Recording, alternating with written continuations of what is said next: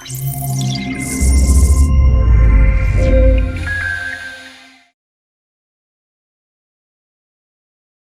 think one of the great motivators for people is competition.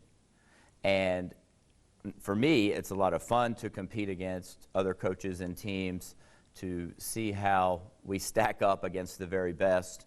And I also think it's a great motivator for the people on your team. However, I do think there has to be healthy competition. It has to be put in perspective. You have to understand that the real competition is with yourself. That trying to be your best self, trying to perform up to your best capabilities will give you the best performance possible.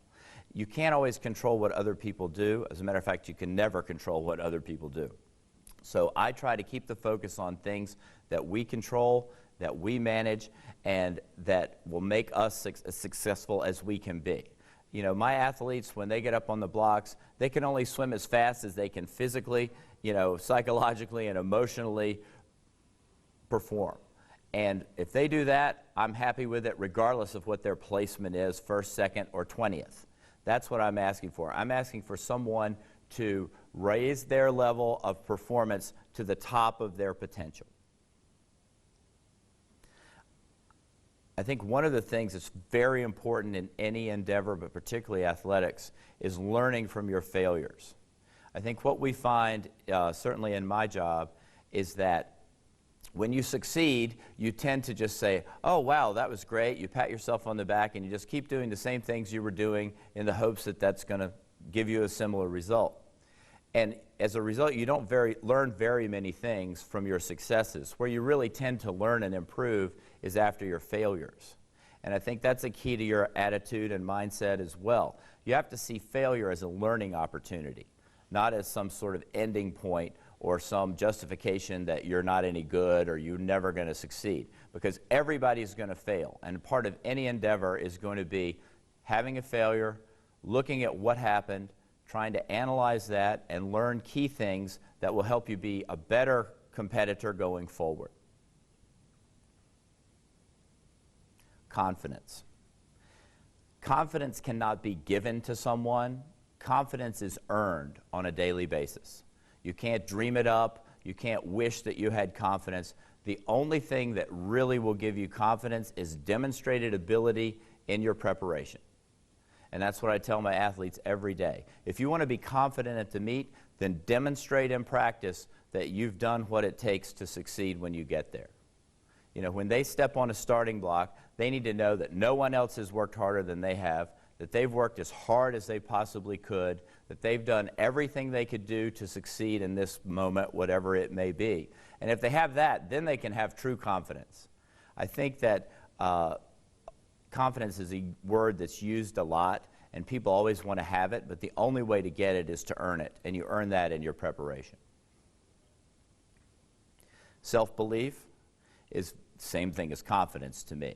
You believe in your process, and that'll help you, get the outcomes that you want. If you don't believe in what you're doing and you say, well, I'm kind of doing this program, but I'm not really sure it's the right thing for me to do, and some other people are doing something else, and maybe that's better than what we're doing, those are people who tend to be unsuccessful in competition. You have to believe 100% in whatever program you're doing, and then you'll get the maximum benefit from that program. I always find that there are many different ways to succeed. Many different companies do different things to sell their products, to build their brands, and they don't all take the same path, yet they have similar results. It's very similar in athletics. Not all coaches coach the same way. Not every swimmer will follow the same training pattern, but every one of those swimmers and every person in those companies has to buy in to the method that they're using and the goals that they have, and if they do that 100%, they will maximize their potential regardless of what other people do. Achieving excellence is all about your potential and how close you get to your potential.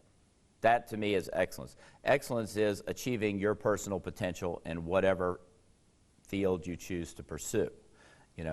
If you can be a great concert pianist, then that's fine. If you can only be someone who plays music and loves it but is not that talented at it, like me, then that's fine as well.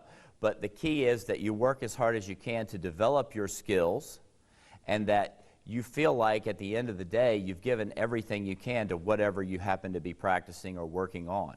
For me, success is all about effort. You know, if you've given your full effort, if you give your full effort on a daily basis, and that ties into your attitude, right? If you don't have the right attitude about it, you don't give a full effort.